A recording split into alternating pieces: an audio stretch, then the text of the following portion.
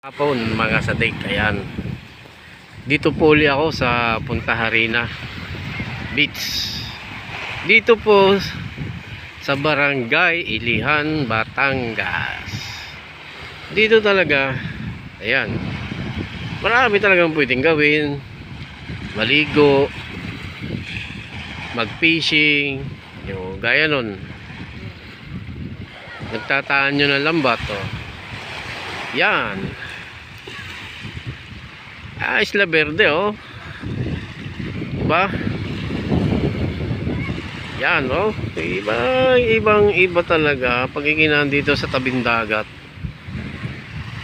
Diba? Oh. Ayan, at lulubog na uli ang araw na yan, oh. Kaganda. Oh. Talikurin, ay patag na patag ang dagat. Mangingisda pala ito. Mangingisda. Mamaya uling gabi lalaot yan.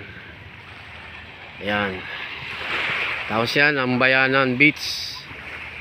Yung bata ay dadalhin sa laot, ligo, ano. Yes, tunay na. Ang ganda naman, ah. Oh, let's go, let's go.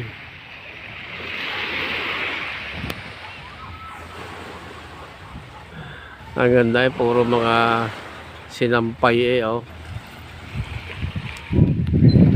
Sinampay na damit. Yun, at ayan na. Sarap talaga dito tumambay paghapon. Ang ganda ng kanyang aso, oh. Diba?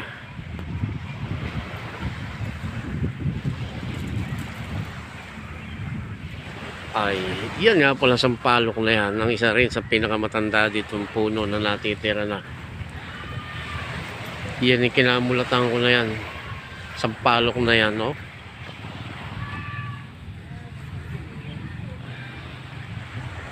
Yan, no? Yan, kinamulatan ko na yan. Sampalok na yan. Yan na lamang ang pinakamatanda ditong puno sa tabing dagat. Oh.